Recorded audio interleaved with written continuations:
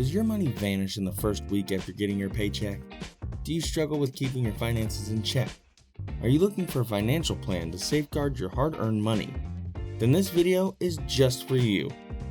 In this video, I will help you to chalk out a plan that will help you master your money goals and build your wealth. I will also tell you how to create a spending plan for your paycheck so that you put all your money to good use. So make sure you watch this video till the end. If you're new here, I would appreciate it if you would subscribe to my channel so you don't miss any of my informative videos. If you find this video valuable, do give it a big thumbs up, as it keeps me motivated to make more videos for you. Hey guys, welcome to RJN Invests. Now, let's jump right into it. Step 1. Contributing like an employer match. The best advice I can give you received throughout the years is to pay yourself first. For this reason, you can put your money to work for you instead of someone else. One of the most common mistakes people make is not setting aside money for their personal financial security and growth. First, if your company has a 401k, 403b, or any other tax-advantaged retirement plan, you should take advantage of the employer match if possible.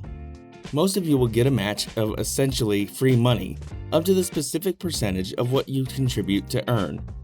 That is why this is the most important step. Many companies provide matching contributions for their employees up to a fixed amount or percentage of their own contributions. If you make $100,000 a year, for instance, your company may contribute up to 100% of a certain percentage of your pay. Now, if you use 6% of $100,000 as an example, if your employer matches 100% of that contribution, you'll end up with an extra $6,000 and a reduction in your taxable income of the same amount. By contributing $6,000 to your 401k and having your company contribute an additional $6,000, you will have $12,000 to invest while lowering your taxable income by $12,000. Step 2. Getting out of debt with high interest rates.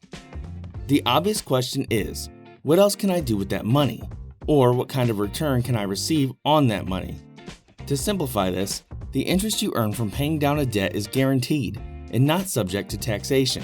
To put it another way, if you have a credit card that charges you 25% per month and you pay it off, you will earn guaranteed rate of return of 25%. If I could be assured of a 25% return, I would put all my money into that investment immediately. Given the complete absence of both risk and taxable events, I classify any interest rate above 6% as a high interest rate debt. You should eliminate high interest loans, since compound interest can work in both directions. Well, it can either help you or hurt you. Let's say you spent $1,000 on a PlayStation, a handful of games, and some accessories, and you charge it to the credit card with an astronomical interest. That $1,000 PlayStation has potential to grow into the thousands. Just making the bare minimum of payments is a bad idea, since it will trap you in a cycle of high debt. It will be a major hurdle in the way of making wealth. Step 3. Create a rainy day fund. You should save up to 3 to 6 months worth of cost of living expenses in case of an emergency. If you don't have a family, I'd say 3 months is great, but if you do, I would recommend at least 6 months potential. Especially if you're self-employed or in a sales position that pays you solely on commission. I'd recommend a fund to sustain a year if you ever go without pay. I realize I'm being extremely cautious, but imagine that you went into 2008.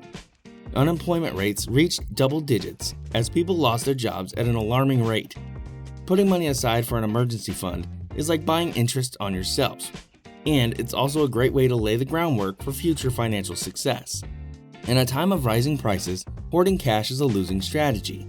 However, in my opinion, this is a non-negotiable when it comes to an emergency reserves. Once you have 3 to 6 months of living expenses saved up, you should begin saving for retirement and general financial security.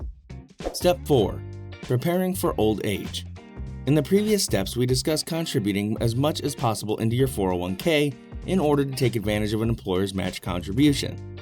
But now we're going to take things to the next level.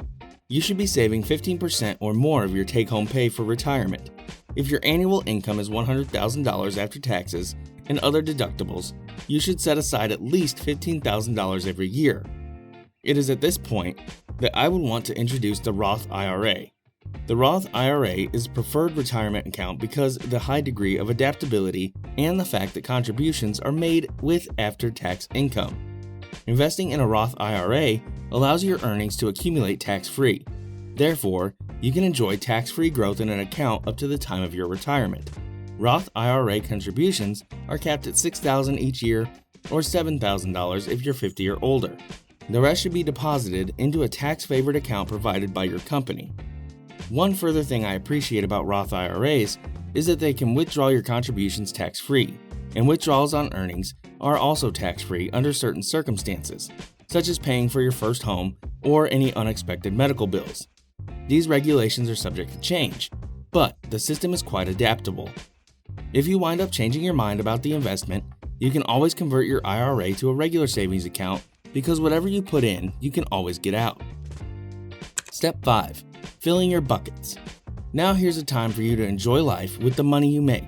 Assuming you followed the steps 1 through 4, you should have enough money left over to cover your costs, and you should have a firm grasp on how much you need to do and how to pay them off properly.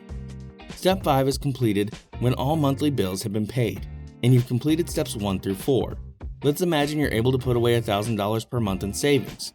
So let's get the $1,000 into your respective buckets. These buckets would work as separate savings, investments, CD, or bond accounts, where you keep the money entirely up to you, although I recommend a liquid account.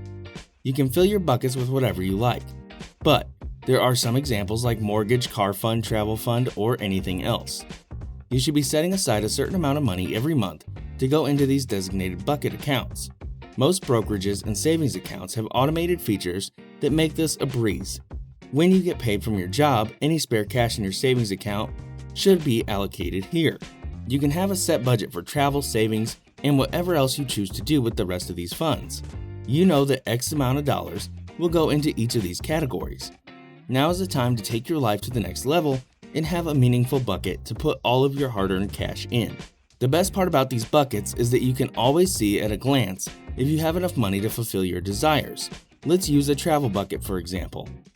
If you want to go to Hawaii and you know that it will cost you somewhere between $5,000 and $10,000 depending on how long you're going to stay, and you don't have that kind of money lying around, then you know you cannot afford Hawaii.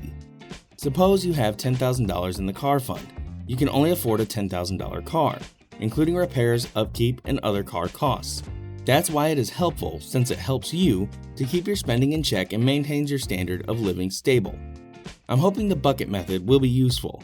Although it is not required for you to complete these steps in the order presented, doing so is recommended. In my opinion, this is the best sequence to follow in order to get the most out of your money and eliminate debt while also establishing a solid financial foundation with any emergency fund. Remember that you have time on your side when it comes to investing and building wealth when you are young. You may not get the ability or make it up for now, but that doesn't mean you can't now. This is simply setting you on the right path.